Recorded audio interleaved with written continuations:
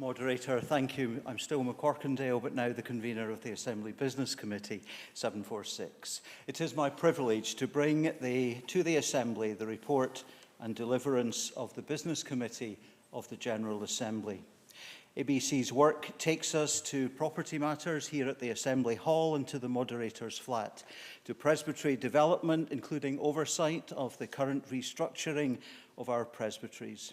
We point towards continuing reform of General Assembly, bring an overture and interim act to reduce the size of the Assembly, and we commit to early and ongoing consultation with presbyteries and others in the area of reform. We're grateful to our behind-the-scenes technical crew, coordinated by the Reverend Michael Mayer, convener of our Assembly Arrangements subgroup, making all this possible. We bring our sincere thanks to Roy Pinkerton and to Alison Murray for being the dream team that, with meticulous detail, have gathered information for the next edition of the Vashti. Michael, is it the case that Moderator, the full report and video presentation have been made available, and I present the report of the Assembly Business Committee and move the deliverance. Seconded. Thank you very much. Any questions?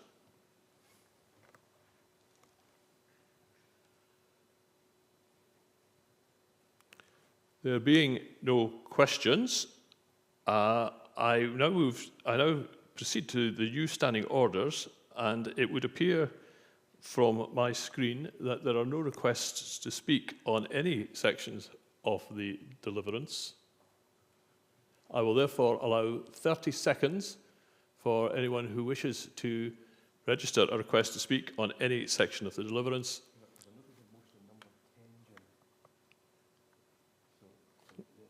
Right. And it is, obviously, part of this will also be the overtures.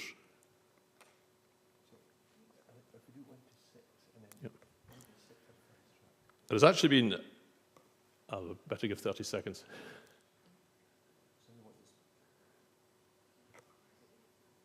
Yeah. I have requests to speak on sections 1 to 6 and section 7. I therefore propose to fast track sections 1 to 5. I therefore declare sections 1 to 5 carried, and we now move to sections, to the overtures.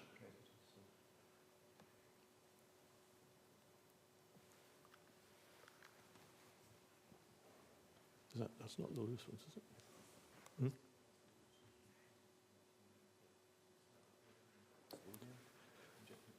We now move to the overtures from the presbyteries which wish to unite. And the first, A1, from the presbyteries of Edinburgh and West Lothian. And I call on the Reverend Marjorie McPherson to speak to this overture.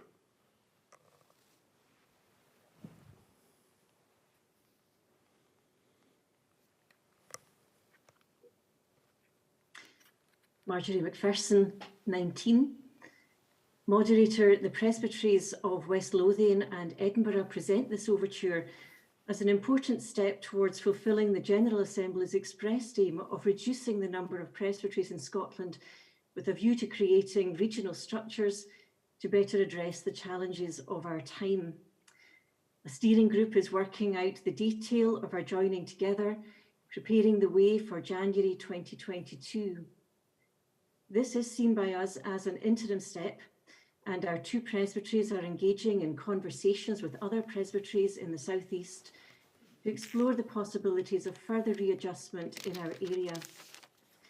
The overture has the full backing of both presbyteries, and we ask the Assembly to support us and to receive the overture and to pass an act uniting the presbyteries of Edinburgh and West Lothian. Thank you very much. Seconded. I have no other request to speak on this. I therefore declare that sections A1 and A2 are carried. We therefore move on to B2, which is an overture from the presbyteries of Annandale and Eskdale, Ardrossan, Ayr, Dumfries and Kirkcudbright, Irvine and Kilmarnock, and Wigton and Stranraer. Sorry. And can I ask Kenneth Elliott to speak? Thank you. Kenneth Elliott, 146. Moderator, the journey towards this union actually emerged way back in the 28th of June 2016. And indeed, unaware at that time of the radical action plan that would emerge a few years later, all presbyteries commenced talks towards the end of 2016. In the months and indeed the years ahead, additional meetings were held, and as time progressed, it became more apparent that the new Presbytery of Ayrshire was beginning to move from a vision to a reality. It was actually then the plan that with the endorsement of all three presbyteries, an overture would have been brought to the General Assembly of 2020, and that the new Presbytery of Ayrshire could meet for the first time in January 2021.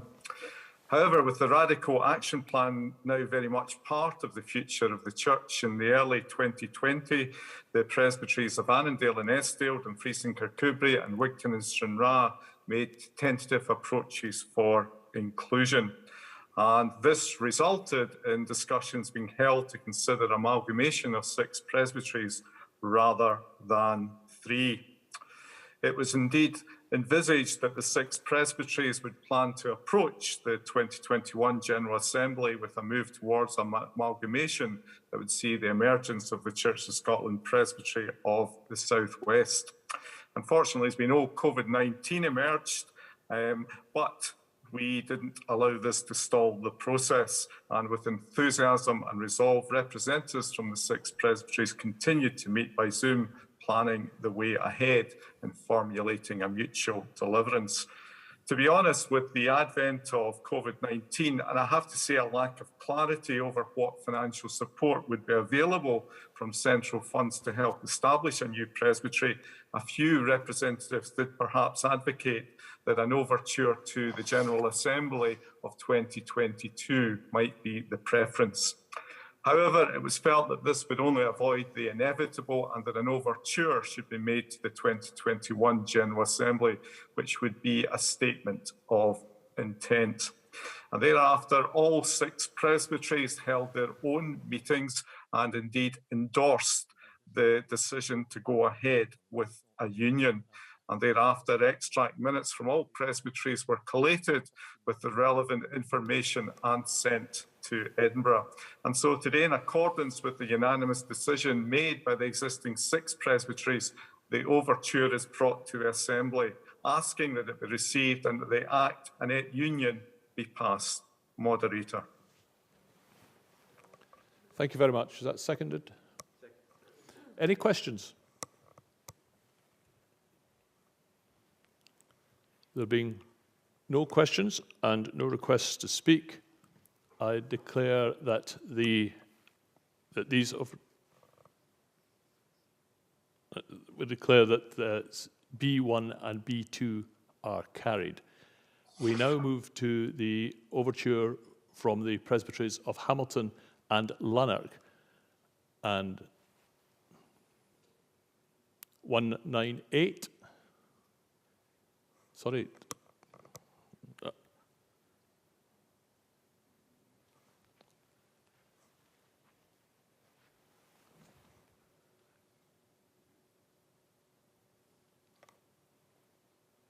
Hello, yes. 198, Scott Paget here. Just simply and quickly to say the spirit of this overture is grounded in working closer together as called for by previous General Assemblies. And we've used 3 important principles in allowing us to do this, supporting congregations to share the good news of Jesus Christ through working with each other, working for each other, and being with each other, as covered in more detail by the overture in the order of proceedings.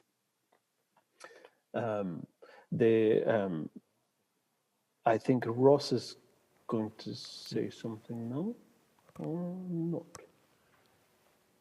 Thank you very much. Does Ross Blackman, who I understand maybe wish to speak?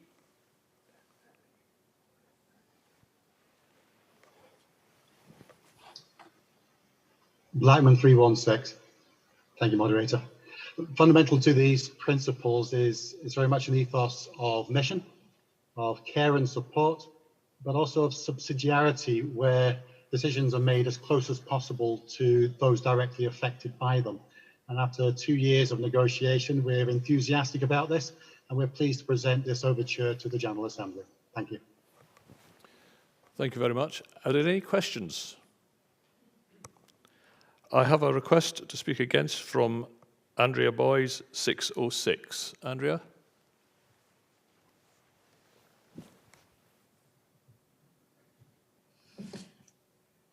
Andrea Boys, 606. Moderator, I was wanting to speak on the overture regards Lewis. Thanks, Andrea. That is actually the next business, the next overture. This is C1 dealing with Hamilton and Lanark. So we'll make sure that you're understood that your name will now go to speak against that on when we come to the next overture. And also, does Julie Rennick from Falkirk 373 wish to speak on this overture?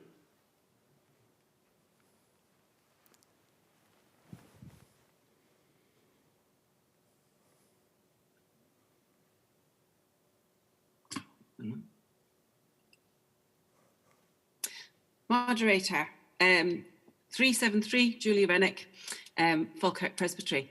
I simply wanted to speak generally in favour of all these overtures to the creation of the new presbyteries. It just felt that if everything got fast-tracked without us having an opportunity to simply say, this is progress and this is a good thing. So I'm just generally speaking in favour of the overtures from the presbyteries, and want to remark on the delight in the progress that is being made, and to hope that this will continue in the weeks, the months and the years ahead. Thank you. Thank you very much, Julie. And the Assembly have heard your words in relation to the first three overtures. There being no further requests to speak, and the convener, I take it, doesn't wish to reply, can I declare sections overtures C1 and C2 carried? And before we take a break, can I just, perhaps following in the spirit of what Julie Rennick has just said, because I think we should just pause for a moment to reflect that having acceded to these three overtures on presbyteries uniting, by the time of the next General Assembly, these affected existing presbyteries will no longer exist. And many of them will have a history going back over 4 centuries. One comes to mind that the Presbytery of Ayr features in a well-known 18th century poem by our national bard, Robert Burns. So I think we should acknowledge and express our thanks for the contributions of these presbyteries, the contributions have made to the life and work of the church over many, many, many generations. And thanks to all who have faithfully served our Lord through their dedication to the life and mission of these presbyteries. But as one chapter closes, we look forward with faith to a new chapter's opening. So let us remember in our prayers those who will be working to secure a smooth and effective transition, and that the members of the new presbyteries will be renewed in strength as they pursue the mission of God's church in their respective parts of Scotland. Ready? Order. We now move to overture from the Presbytery of Lewis, D1, and I ask Hugh Stewart, please, to speak to the overture. Hugh.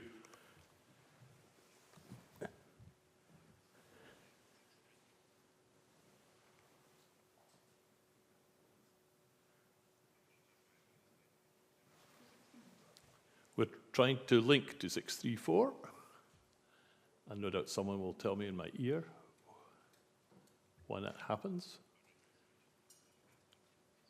There he is. That's, That's him there. Yep. I think we have Hugh, please. Pescan ma y moderator. Unmute.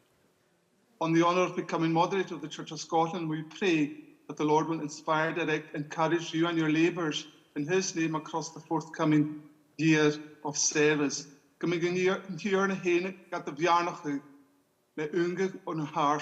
the Lord would bless you with blessings from on high and anointing. Slide, please. On Thursday, as I sat preparing what I thought I would say to you on behalf of the Presbytery Lewis, I heard a loud roar. Rushing across to the kitchen window, I was met by two very low-flying, fast-moving fighter jets, rapidly coming up the loch towards my manse, their mock target. Splitting apart overhead, they screamed out and across the mountains and back to their colleagues taking part in exercise strike Warrior 21. Slide away. Let me tell you, being practice bombed by the RAF is not the best preparation for a General Assembly. Slide away, please. At the outset, we would wish to make it clear this overture does not propose stopping or opposing the Radical Action Plan, well-equipped spaces in the right places on the Special Commission on Structural Reform report of 2019, nor does it overturn or seek to overturn earlier decisions of past General Assemblies or the unions that we rejoiced in earlier this morning. Simply, this overture asks the General Assembly for the process to establish new regional presbytery structures in Scotland to be paused for a period of 12 months until General Assembly 2022 in order to consider the implications of the Barrier Act and to allow sufficient time for thoughtful reflection on the implications of the process, adequate consultation in the regions, and a fuller consideration of any unintended consequences, especially as we are at present in the midst of pandemic. Slide, please. The Barrier Act of the Church of Scotland, 1697, it's the wrong slide. Barrier Act of 1697 was introduced with a twofold purpose. Firstly, that the whole Church knew in advance of what was proposed to happen, and for the whole Church to have the opportunity to respond if they so wished. Slide of the 1691 Barrier Act, please.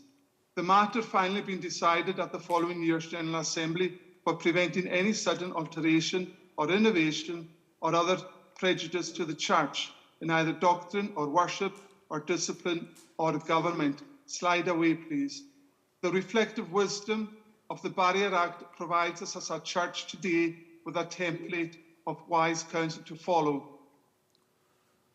Contextually, the decision of the 2019 General Assembly in relation to the finance, government, mission and ministry is arguably the greatest innovation to impact the Church of Scotland since the Scottish Reformation of 1560, a Reformation founded upon the radical intervention of God's liberating love from sin for lost sinners by grace through faith in our beloved Lord Jesus Christ, exclusively teaching that a sinner is saved by grace and not by works, comparing and contrasting with the present proposed reformation of the Kirk, which has a very heavy financial input.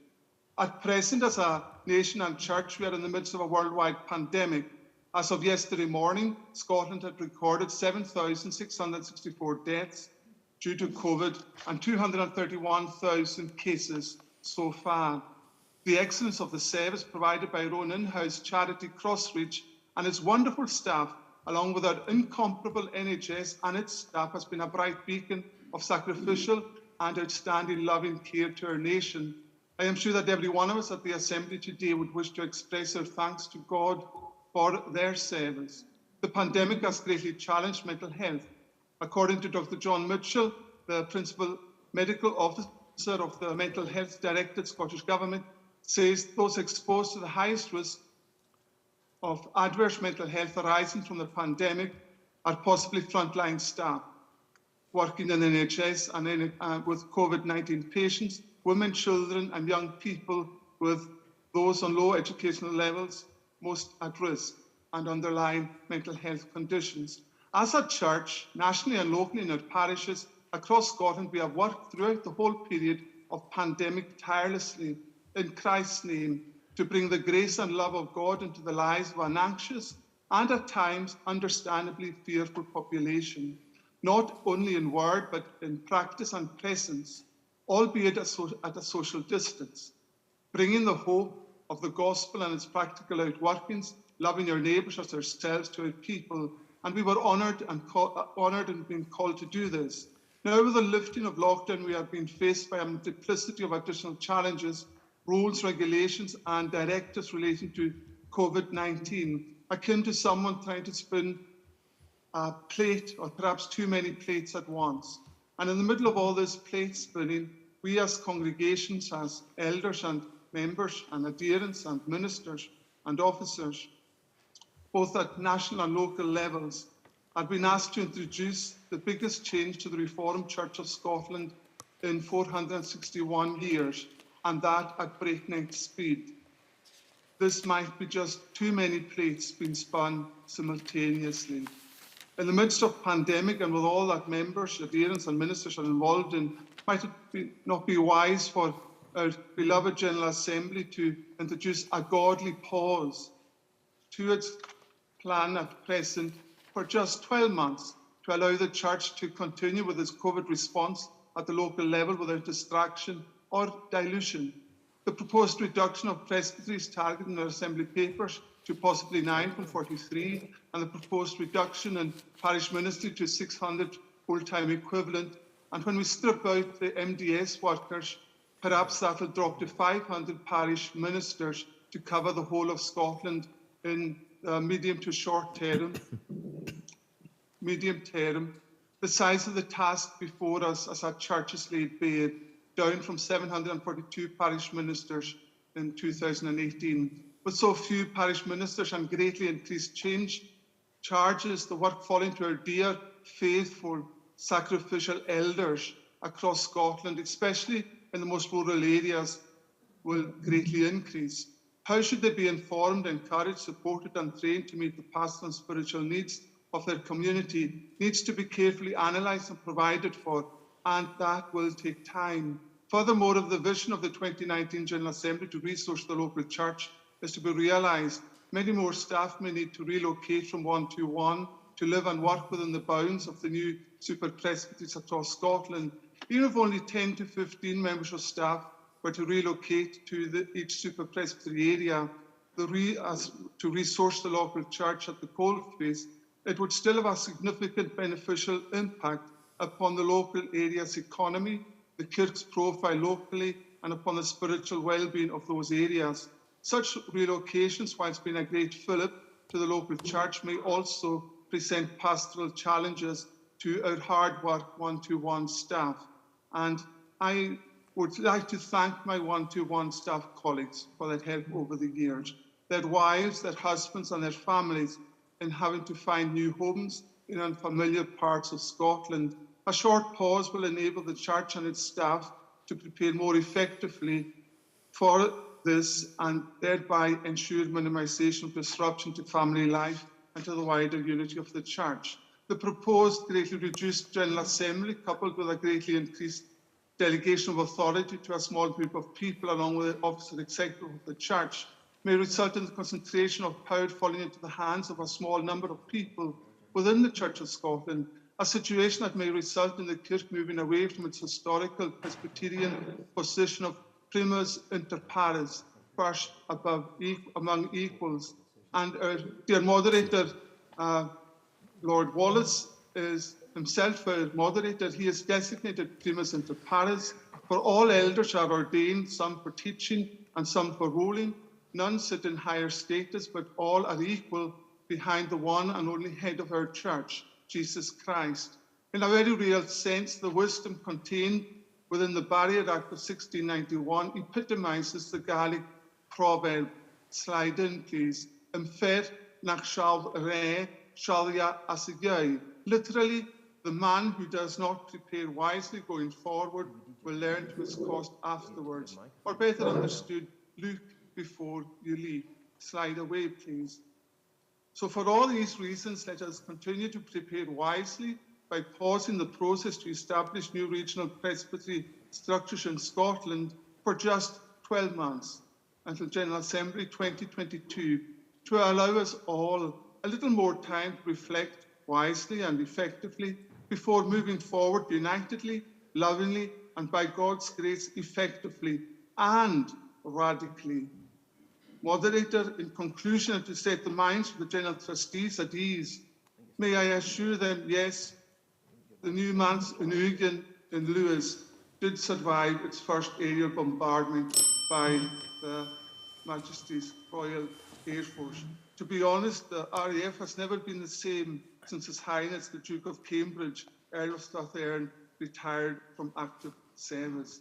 Moderator, on behalf of the Presbytery of Lewis, we graciously submit this overture to our beloved brethren in the Assembly for their consideration and, God willing, approval. Thank you very much, Hugh. Any questions? I have some notifications of people who requests for people who wish to speak. And can I ask Andrea Boys, 606 from Kinlochbervie, please? And can Brian Kerr please stand by? Thank you, moderator. I wanted to give some background to our Highlands and Islands transition team. I too, like the other commissioner in our parish, the Warrior 21 fighter jets have been flying over, although there's a good bit of water between us. But the one thing that we do share along with the fighter jets is the love of the good news of Jesus. In the past 18 months, 10 representatives of Highlands and Islands presbyteries have met regularly during this time of pandemic. We've been facilitated by Place for Hope in the initial setup. The conversations have not always been easy, discussing vision and mission, culture, context, geography, finances, and of course, governance in how we go forward. This overture speaks of insufficient time due to the pandemic, but yet in the pandemic and with technology, it has allowed the work to continue. We've held mini conferences of up to 60 representatives from all 10 presbyteries.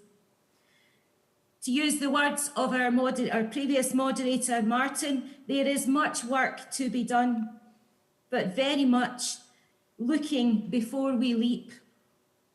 I would discourage the acceptance of this overture and allow the Highlands and Islands presbyteries to continue to engage in this process with much prayer for the unity not only of a presbytery, but for the unity of the body of Christ in serving together with the good news of God. Thank you, moderator. Thank you, Andrea. And can I ask Brian Kerr from Lanark, please, and would John Chalmers, who's in the hall, stand by?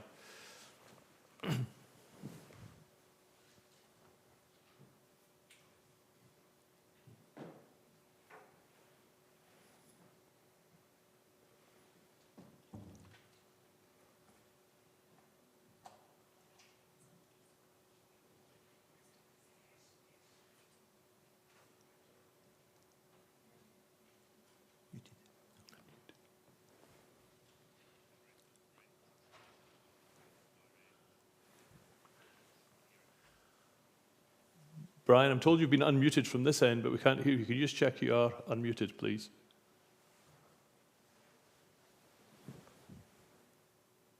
No.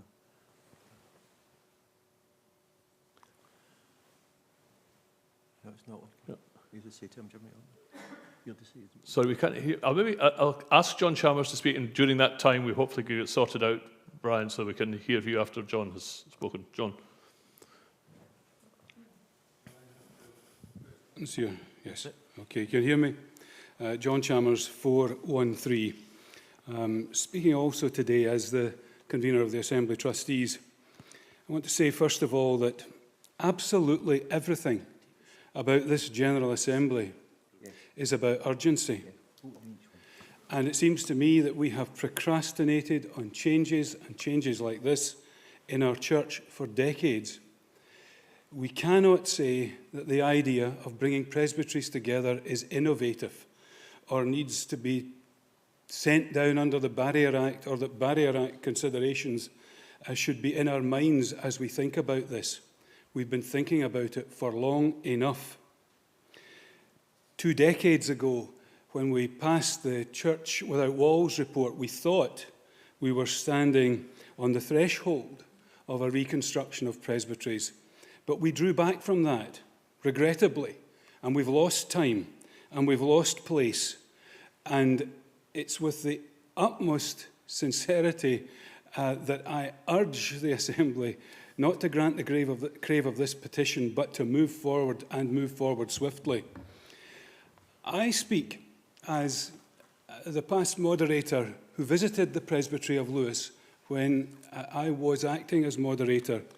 I found there lovely people, godly people, generous people, hospitable people, and people who I think were ready for greater change than perhaps the Presbytery of Lewis feels like at the moment. We don't have the luxury of adding years to the reforms that we need to effect. And the irony of this is that, in actual fact, the effect that the bringing together of presbyteries has on the Barrier Act is that it makes it fairer than it has been almost since its inception. I remind you that its inception was in 1697 when the Salem witch hunts were on. But now we've got an opportunity to see a Barrier Act which doesn't allow the vote of a small number of people in one presbytery to cancel out the vote of a large number of people in another presbytery. I want to finish by saying that presbytery union and readjustment is nothing new in this church. At the time of the union, 100 years ago, there were 63 home presbyteries. Now there are, 42, and by the end of this assembly, we'll be on our way to 32. There's nothing new about this. And as far as I know, in the history of bringing presbyteries together, nobody has ever asked a question about the effect that this will have on the Barrier Act. But I'm saying that the effect it will have is to make it fairer, and therefore I urge you to resist this overture. Thank you, John. We will now have another attempt to see if we can make contact with Brian Kerr from Lanark. Brian, hopefully. Kerr 194. Moderator, many people have attempted to make contact in the past and failed.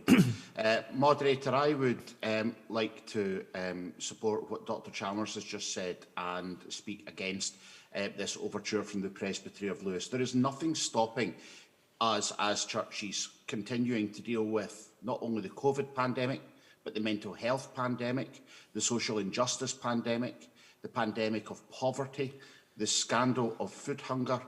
All of these things we can still do whilst talking to our brothers and sisters in Christ within the Presbytery Reform discussion.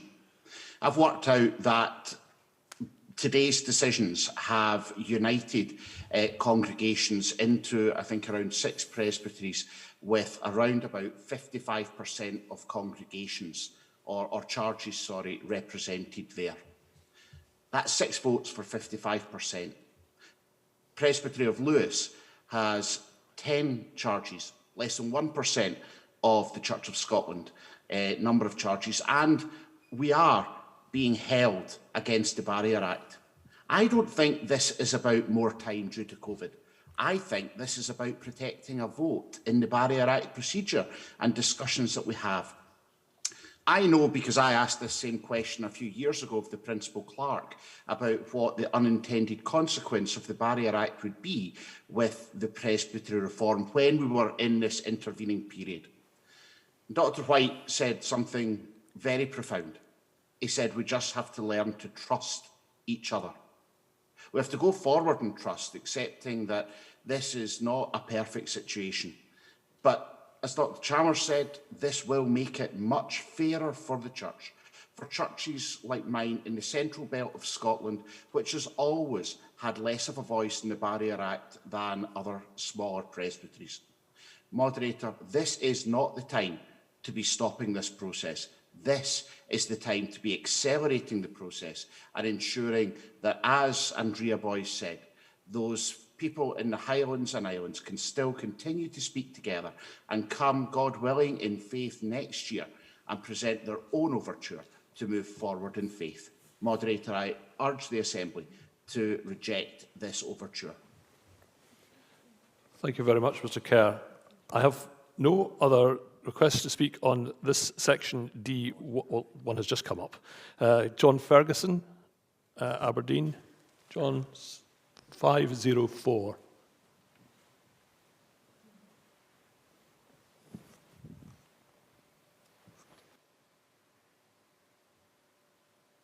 Thank you, moderator. Can you hear me okay?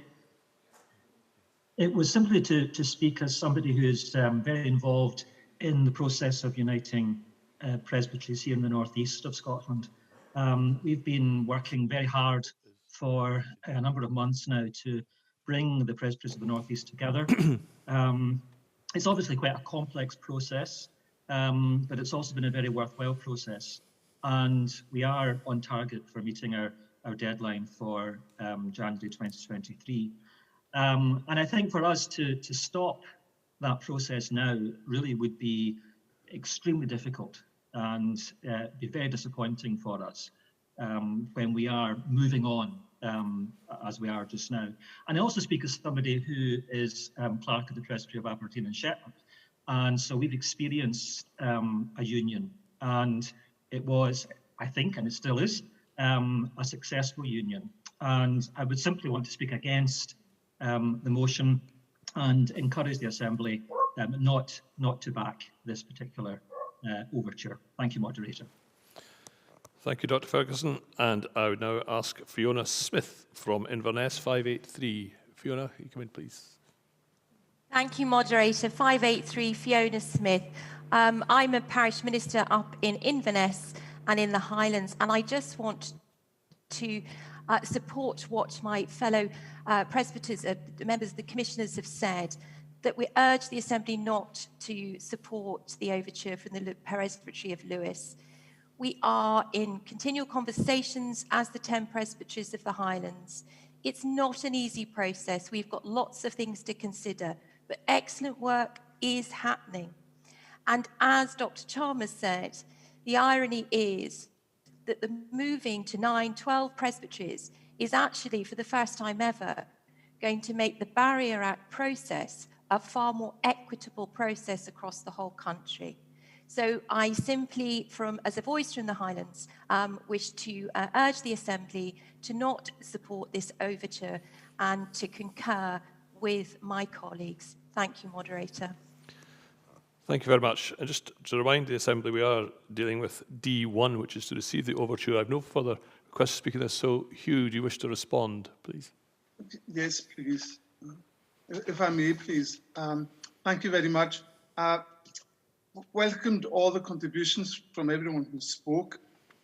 Just to make it clear, we haven't in the presentation or in our overture said anything about implementing the Barrier Act. We've referred to the wisdom of the Barrier Act, where one spends time thinking about, everybody's informed of what's happening.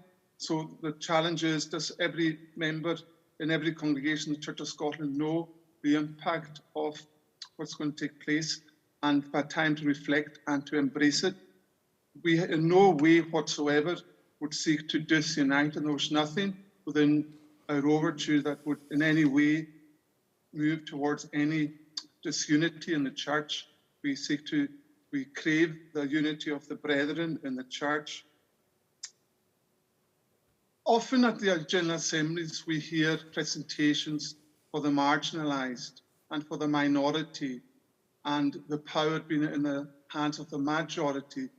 And we've heard contributions here today belittling the fact of a small presbytery on the outside urban areas of Scotland. That's the beauty of Presbyterianism. Everybody's equal. We all have the opportunity to contribute. So even a David presbytery such as Lewis can be allowed to articulate a view, not to stop, and we aren't seeking to stop the process, but simply to pause and reflect. And the contribution isn't anything to do in the highest sense for the Highlands and Islands. This is a national issue, how this affects the national Church of Scotland, not just in congregations, but also in the centre, in the mission, and in the promulgation of the gospel, and to be fully persuaded and convinced that the way in which we're travelling is the most radically transformative spiritual road for the Church of Scotland to take for the evangelisation and the salvation of the souls of our nation, our neighbours, brothers, sisters, sons, fathers, their souls. That's the business of the Church of Scotland. And we pray God's rich blessing upon our nation. I thank you for your contributions, and we leave it to yourselves to make your decisions. Thank you very much, Moderator, and every blessing for this year. Thank you very much indeed. Thank you. Just to remind the Assembly that this has been taken as part of the debate on the report and proposed deliverance from the Assembly Business Committee. I therefore ask the convener of the Assembly Business Committee, Donald McCorkindale. Thank you, Moderator. I must declare an interest as Presbytery Clerk in Lochaber, one of the presbyteries, in ongoing conversations with others, including Lewis. The Assembly Business Committee would certainly want to resist the crave of this overture and... Sorry, McCorkindale 746. Assembly Business Committee would want to resist the crave of the overture and wants to uphold the instruction of the General Assembly 2019. However, in view of my declared interest, Moderator, I would invite you to ask Susan Pym, our Vice Convener, to speak for the committee. Thank you, Mr McCorkindale. I ask Susan Pym, Vice Convener of the Assembly Business Committee, please.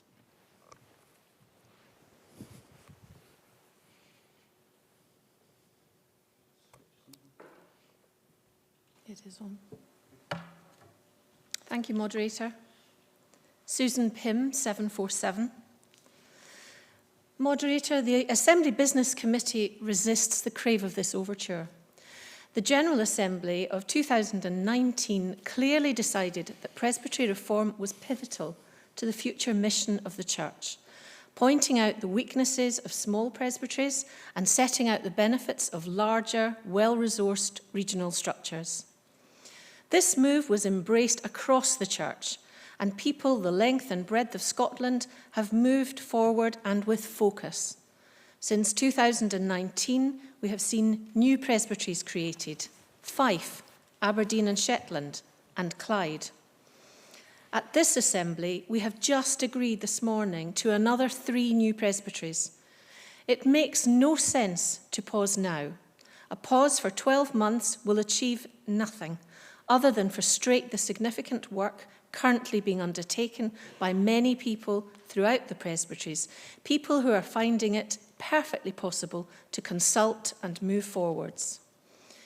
Waiting in the wings are other presbytery groupings who have a programme of work which will bring proposals of further unions to the General Assembly of 2022. The details and the timings are set out in the committee's report. The progress made has been remarkable, and there is real momentum behind a change which the Church has attempted several times without success. We would not like to see the process stalled at this advanced stage, and the hopes and ambitions of many people being thwarted. While the pandemic has altered the ways in which conversations have been able to continue, they have continued. And, just as we heard from Andrea Boyce, the Highland and Western Islands Transition Group has been continuing its work, including large online conference sessions, with representation from the presbyteries concerned. We, as a committee, are grateful to the presbyteries which have continued their work apace, with consultations being carried out successfully even during this COVID-19 pandemic. Moderator, this restructuring process is a continuation of government through presbyteries.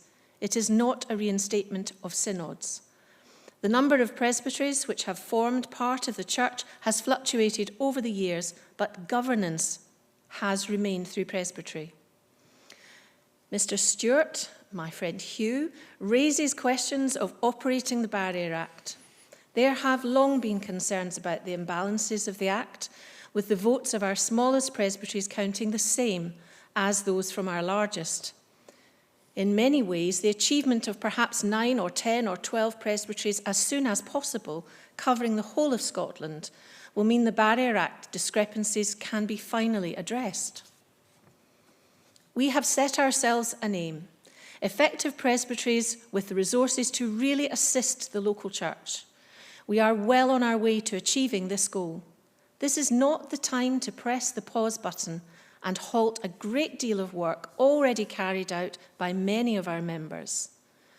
Therefore, I ask commissioners to allow us to continue with the restructuring and reform begun in 2019 to be completed by 2024.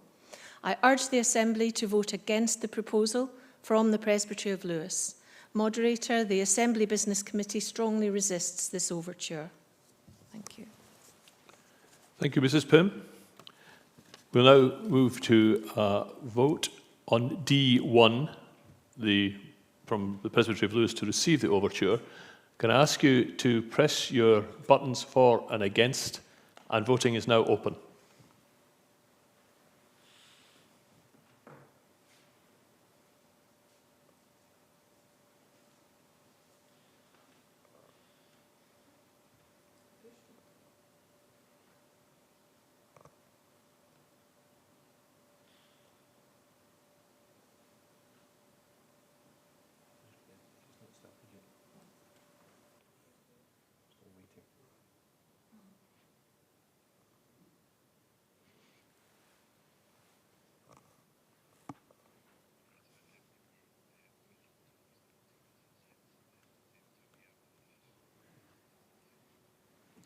I'm advised that people are not able to use their voting buttons yet, as it's not yet appeared on the hub, but no doubt this will be addressed as quickly as possible.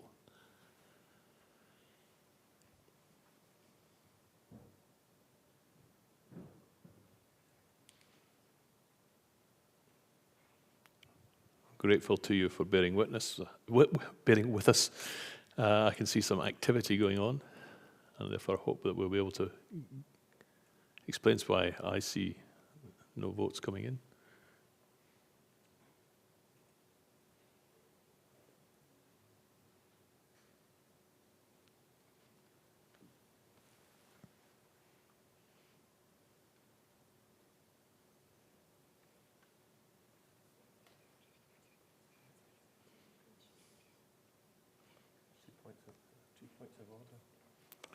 Sorry, I've some points of order from two people. Firstly, from Ian McLean in Montrose. Ian. And Brian Kerr from Lanark.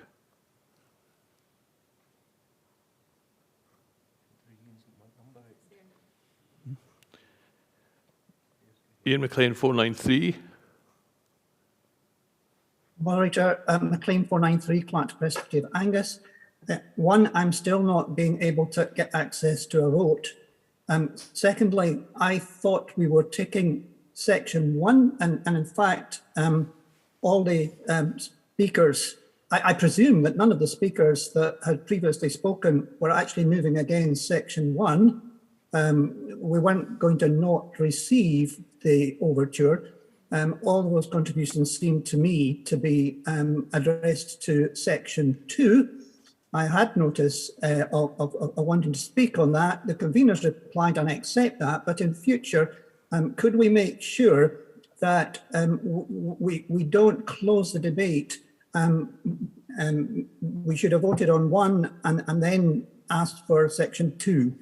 I'm still troubled that we're not allowed to, we don't seem able to be accessed to vote at the moment. hopefully... Moderator, firstly, I think the vote is now live on the hub. I would say to Ian McLean that we didn't see his name appearing as wanting to speak under this matter. This is how we normally deal with an overture. There's a receive the overture vote, and there's the substance of what's being asked. And I think Ian's quite correct in saying that people were speaking against the crave of the overture. It's open to the Assembly not to receive the overture at all, but I think the general thrust is what you're suggesting is that the Assembly is going to vote to receive it, and then there'll be a vote for and against Section 2, which is the actual crave. But that maybe is wrong to predict what the Assembly is going to do, as the votes are now being counted for receiving the overture, and that's live in the hub. I'm hoping Mr McLean can see that too. Thank you, Principal Clerk. Also that Brian Kerr from Lanark also has a point of order. Brian, for 194. Thank you. Thank you, Moderator. 194 Kerr. Moderator, it's really just about the use of raising hands in Zoom, and I know that people have been reminded, but we vote using the hub and not by raising hands on Zoom. It has no effect, and also the challenge is it means that all the videos shuffle around on the screen and move to the top when the people raise their hands.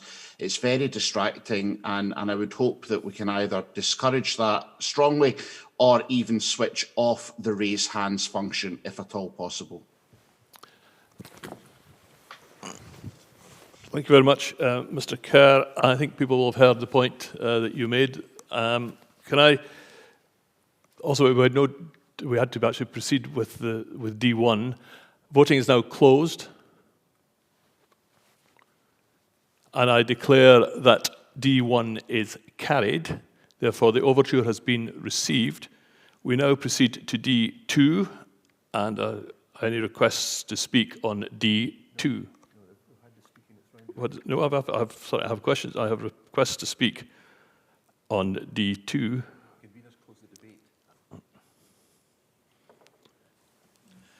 Moderator, the situation is that you've allowed the convener to close the debate. These names, certainly Anne Winning's name was not there on our screens. The debate, as I understand it, has been closed, and we are proceeding to a vote.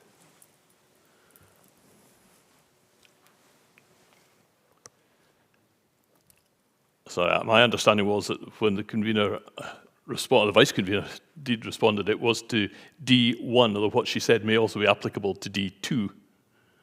And therefore, I think it would only be fair if those who have put in to speak and put in to speak on D2 and thought we would come to that, indeed as we now have, that they be given the opportunity to do so before we proceed to a vote. And indeed, if the convener, deputy convener, wants to indicate that the response would be the same, that will simplify matters, I'm sure, considerably. And therefore, I call Anne Winning from Glencoe. And will Ian McLean stand by, please? 593, Anne Winning from the Presbytery of Harbour. Moderator, thank you. I was a bit confused, and I'm not going to repeat a lot of what's been said already because it has said what I intended to, but I would like to affirm that our Presbytery representative on the working group of a United Presbytery has always reported in very positive terms. And I feel that to delay the process would just cause more harm. It would be a great shame to do that, and I would urge the Assembly to let the process go forward uninterrupted. And I would add that a minute or two ago, I found myself in the position of feeling that I had completely missed the boat. The Presbytery of Lewis will no doubt understand that feeling all too well. And I do feel that if this happens in a real sense, they will have missed the boat by not being as fully a part of the process as they could be. And so for everybody's sake, I would urge that we do allow the process to go forward without interruption. Thank you. Thank you very much, Ian McLean. And I think it's only proper that Mr. Stewart gets an opportunity if he wishes to come back further. McLean 493, Clark to the Presbytery of Angus. I'll keep it very short, moderator, because it's really reiterating what other people said, except I have on my bookshelf a volume called On the Due Rights of Presbyteries. It predates the Barrier Act of 1697 by several decades, and I think it may well have influenced the Barrier Act. I value history and I value presbyteries, but this deliverance would have the effect of denying at least 5 presbyteries, the presbyteries of Angus, Dundee, Dunkeld, Meagle, Perth and Stirling, their express wish to reform themselves. Not just to reduce a burden of administration and governance, not simply to be bigger, but hopefully to be more effective in mission.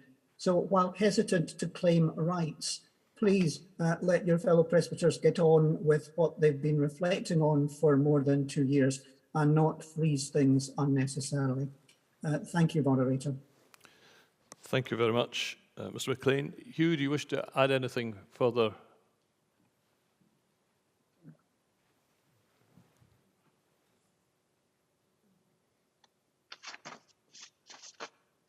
Are you hearing me, please?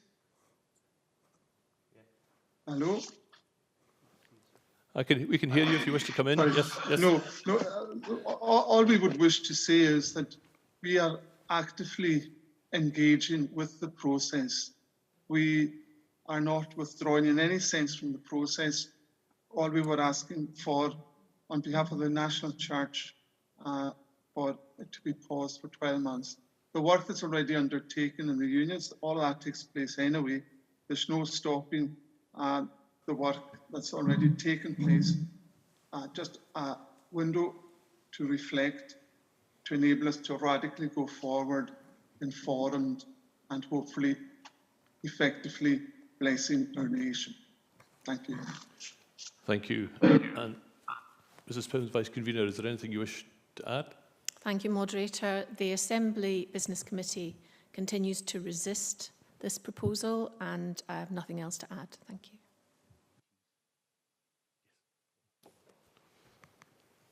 Thank you. We will now proceed to vote on D2, which is the substance of the overture from the Presbytery of Lewis.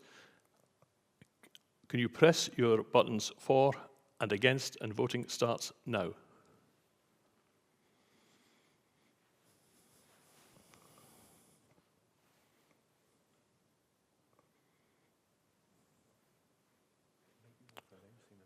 Voting closed, and that is lost.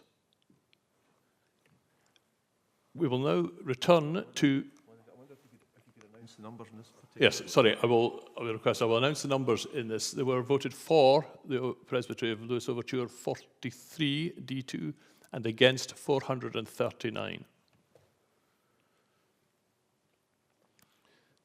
Thank you. We will now return to the... Well, it was part of the Assembly Business Committee, but we'll return to the Assembly Business Committee report. And you may recall that in this morning that we fast-tracked the first 5, because there was no request to speak on the first 5 motions. I therefore will, when my screen allows me, or shows me I can see, if anyone wishes to speak, and I know we have some requests to speak already on some of the other motions in the Assembly Business Committee report, deliverance, but if anyone wishes to speak on any of the other remaining sections, will you please indicate now for 30 seconds or forever hold your peace, and hopefully during that 30 seconds the numbers will come up on my screen.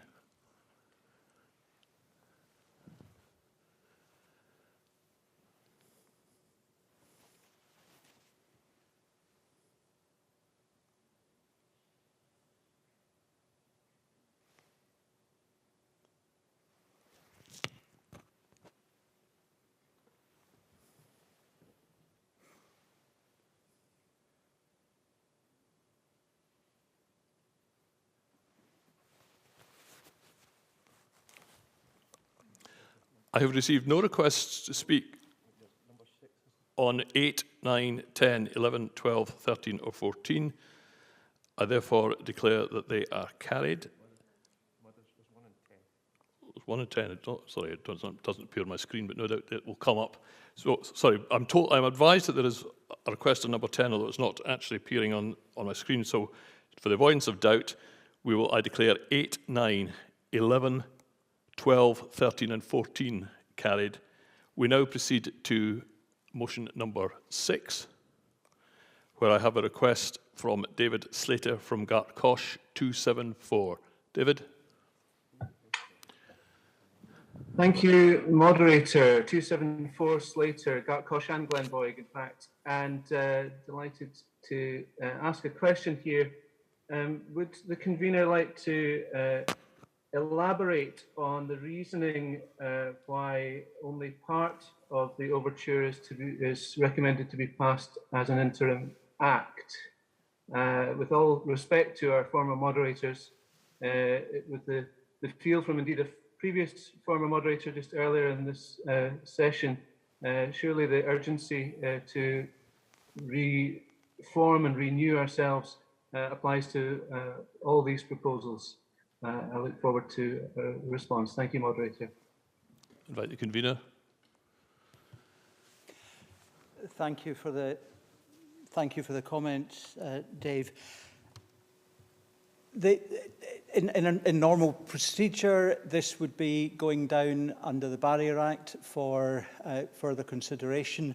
We did feel that the discussions around reducing the size of General Assembly in terms of moving to a 1 in 5 for commissioners was something that we would want to implement quickly.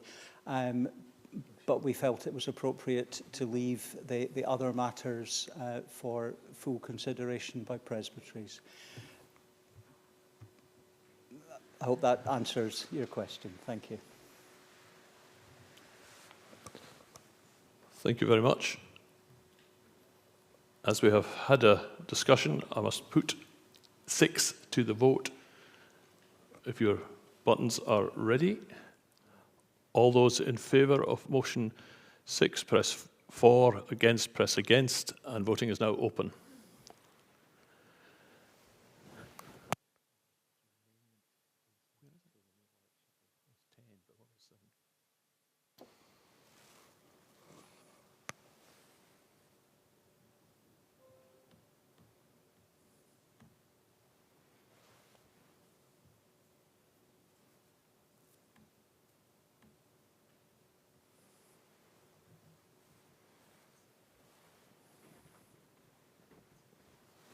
Voting is closed, and I declare that section 6 is carried.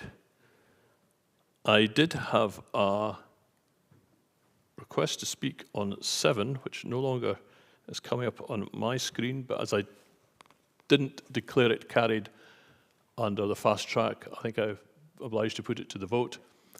Those you press for or against section 7 of the report. Voting is open.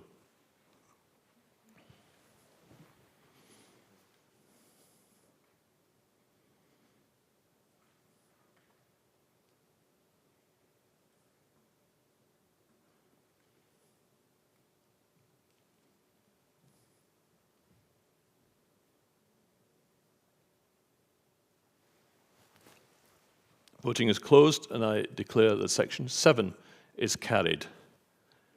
There is an amendment to section 10, I'm advised from Mr. Alec Shuttleworth.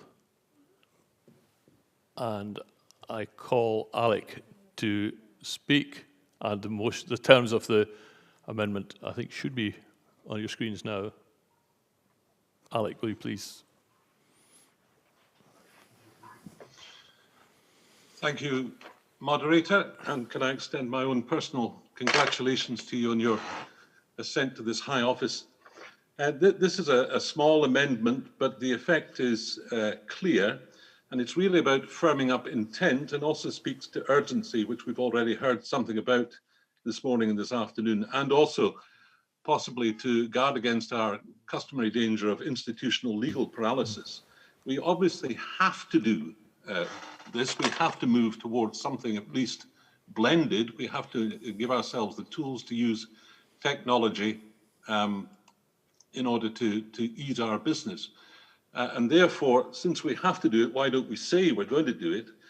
This amendment says that rather than ask the legal affairs people to look at the feasibility, in other words, saying whether or not we could do it. We should say now we will do it, and this is how we can do it, and the General Assembly can take a view on the legislation when it comes forward. I don't know whether it has reached. Yes, no, it hasn't reached. There is another little amendment to this because, in fact, the effect of my amendment is to make the words after General Assembly with draft legislation if appropriate redundant. So it should stop and report to a subsequent General Assembly. I have secured a seconder and move this amendment, Moderator. Seconder. And perhaps, I'm being told that perhaps some people can't quite fully read the amendment, so perhaps I can ask clarification. I think the problem, Moderator, is that Mr Shuttleworth emailed us the suggested improvement to his amendment rather than using the hub, this online facility. And if you could just reread what he thinks he's proposing, that might assist us in understanding where we're at. Mr Shuttleworth. Yes, oh, here we go. I've found the right button to push, I think. Here we go. Yes, it should read, invite the Legal Questions Committee to prepare legislation enabling all or part of future General Assembly business to be conducted online and report to a subsequent General Assembly. Full stop. Thank you. I hope that is clear. And it's just always a delight to speak to someone from the Annan Academy Former Pupils Club. I wonder if we could wait just a moment and Christine will prepare that material and we'll be able to see it. If you can bear with us just a moment when we get it actually properly printed up so people can see it, but in the meantime I'll ask her whether there are any questions on this. And actually, in fairness, if anyone else has a request to speak on this amendment. I have a request to speak, whilst it's been printed up. I have a request to speak from Derek Lawson, Minister Lachaise in France, 661.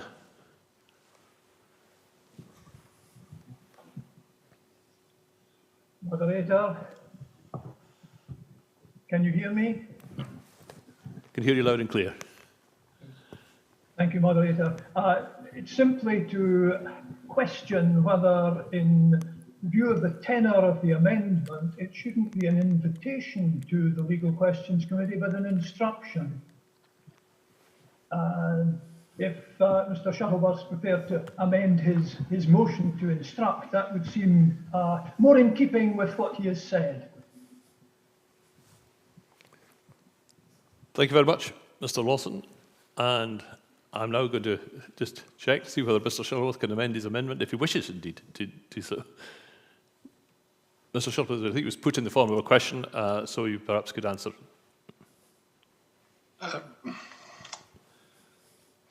This has the danger of wandering into our institutional legal paralysis.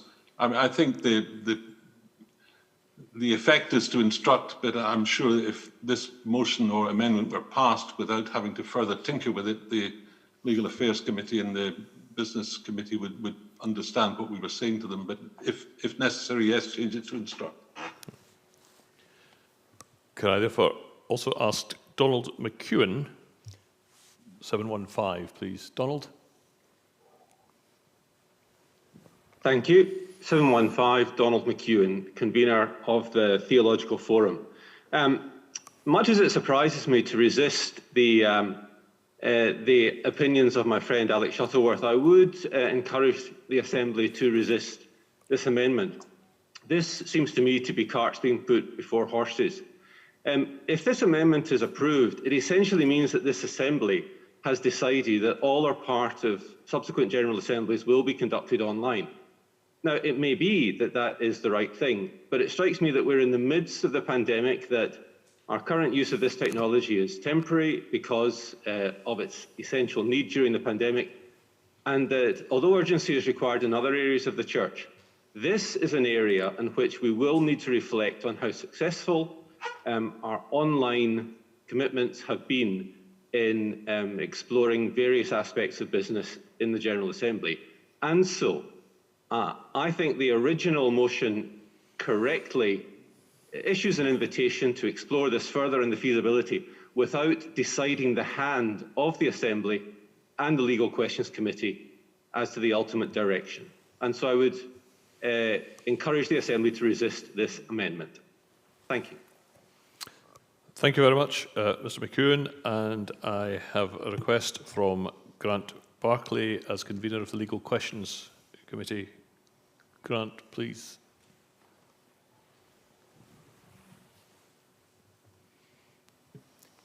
Grant Barclay, 240, moderator. I feel I'm caught between a rock and a hard place with my colleagues here, and I wonder whether, in indicating to the General Assembly that the legal wheels don't grind as slowly as all that, that if the Assembly were happy that the committee, in its reporting back, could report back on issues relating to the feasibility of doing this, the Legal Questions Committee shall, of course, endeavour to write the necessary legislation. We don't seek to impede, but we do want to make sure that what we do is done safely and is done well. And if the Assembly is happy to have that kind of understanding from legal questions, that we reserve the right to report on difficulties which we encounter, then I think I can give an undertaking on behalf of the committee that we shall seek to do this work. Thank you very much, Dr. Barclay. As a lawyer, always very encouraging to hear that some people take the view that law doesn't grind slowly. I can see the text of the amendment on my screen here, but I just want to check that commissioners can see it. It's about to come up on the live stream, I'm assured. So we'll just maybe pause. And after it comes up on the live screen, I'll invite Mr. Shuttleworth to respond, and then the convener of the Business Committee.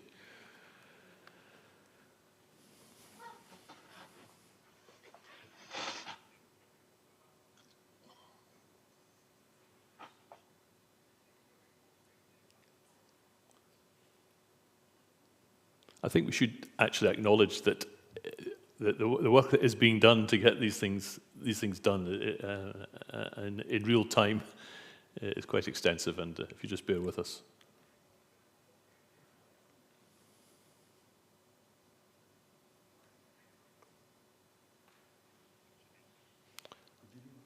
I'm told that should be it now, hopefully. Mr. Shuttleworth, do you wish to respond? Very briefly, if I may, moderator, in response to the point from Donald McEwen, yes, it does tie the hands of the General Assembly to say, we are going to do this. I don't see any reason or any point or any purpose in dithering. And while I sympathise with placing a lawyer between a rock and a hard place, I'd have thought that was their natural environment, and the wit of law will get round it. I mean, I think we take out the notion of feasibility and say, yes, we're going to have to do this, and we need to see legislation. At this General Assembly, we don't know what that legislation will be. That is for the next discussion to come. But let's not dither around and say that this technology is not going to be part of our lives, our corporate lives, our institutional lives, now and for a long time to come, irrespective of the pandemic. And I return to the point that I made last year with reference to Presbytery Reform. If we hadn't had this technology and the ability of this technology, we would not have been able to do the work that we did in the time that we did it in order to bring the Presbytery into being as a reality. So I think I'd like just to stick with my original amendment as it was in the amended print. We get terribly complicated about these things. Thank you very much. Invite the convener. Thank you very much, moderator. When COVID-19 hit, we were in a situation where we had to operate out with our currently agreed legislation that specifically was not permitting remote access for General Assemblies. I think the original thinking around Assembly Business Committee was very much in line with what Mr. Shuttleworth is suggesting. In collaboration with our friends in Legal Questions, who are working on a revision of a very much fuller Church Courts Act that will come to the Assembly next year, we realise that a number of these things need to be teased out. I think we leave it to the Assembly to decide which form of words is used. Whatever that is, be assured that we will collaborate and work towards good, appropriate legislation that will allow us to journey forward. Thank you. Thank you very much. Now, we are shortly come to a vote, but before doing so, I'm going to ask the Principal Clerk to read out precisely the amendment so we know exactly what we're asked to vote on. The amendment, as I understand it from Mr Shuttleworth, is in section 10 to delete, explore the feasibility of legislation and substitute prepare legislation, and at the end delete with draft legislation if appropriate. And if Mr Shuttleworth's amendment were to succeed, then the motion would be invite the Legal Questions Committee to prepare legislation enabling all or part of future General Assembly business to be conducted online and report to a subsequent General Assembly. That's how it would read if the amendment is approved. Thank you very much. Hope people are clear. I will now ask you to press your buttons for or against the amendment, and voting is now open.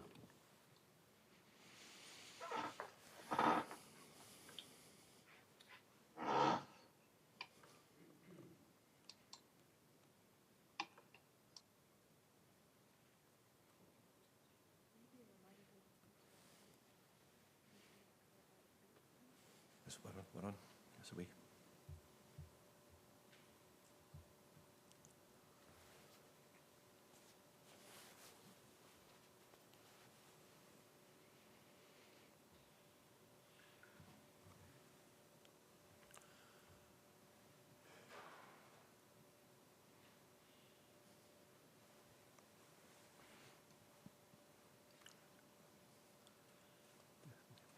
Voting is closed.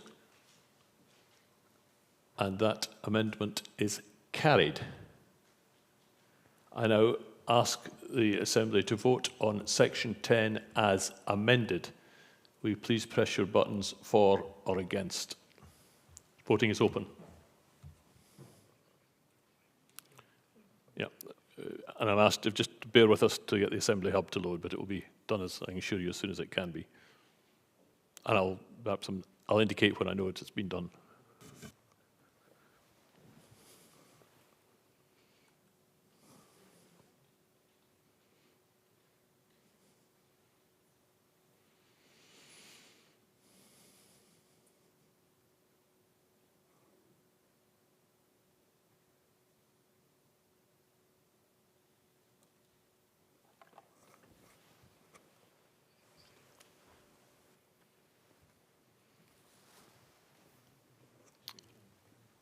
I think that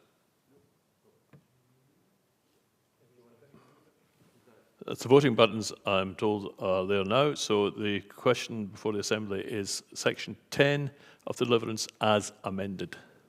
Voting is now open.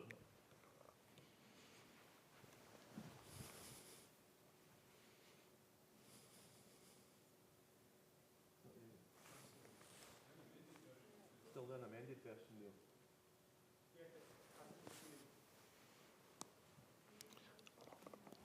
I think we may have an unamended. In the second box, in John's second blue box, the amended version is there.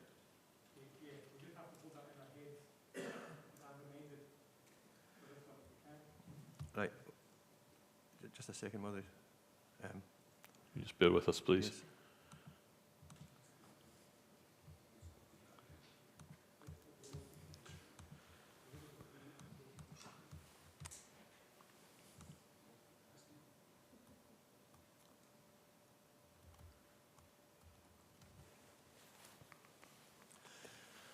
Moderator, it seems that not only legislation but technology might need to be improved before we do online assembly as well. Completely. We can't, in fact, show you the amended version, so I'm going to read it again, and you'll just have to use the for and against buttons that are there, and as Neil says helpfully, hold it in your head. So that we've agreed to amend item 10, section 10 of the deliverance. So the section that's now before the Assembly for consideration reads as follows. Invite the Legal Questions Committee to prepare legislation enabling all or part of future General Assembly business to be conducted online and report to a subsequent General Assembly. That's what's now before us, and if people could apply in their brain the for and against buttons to that text I've just read, we could get a result for this. Yes. You've heard the amended text, and I'm actually very conscious that some people already voted, and I think we maybe, I mean, you just keep that open, voting is open.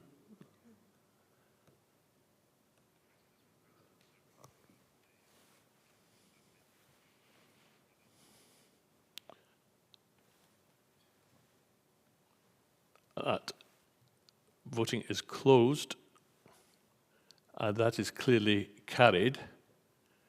I've been asked that there is a request for the vote on the amendment, which I don't immediately have in front of me. It was quite clear, certainly not as clear as it is for the amendment. The amended section is carried, so I don't actually have it. The tech team is very efficient. On the amendment, they voted for it 273 and against it 204. But in terms of the section as amended, it is overwhelmingly carried. The other sections of this deliverance having already been fast-tracked, I'm now required to put the deliverance as a whole to the Assembly.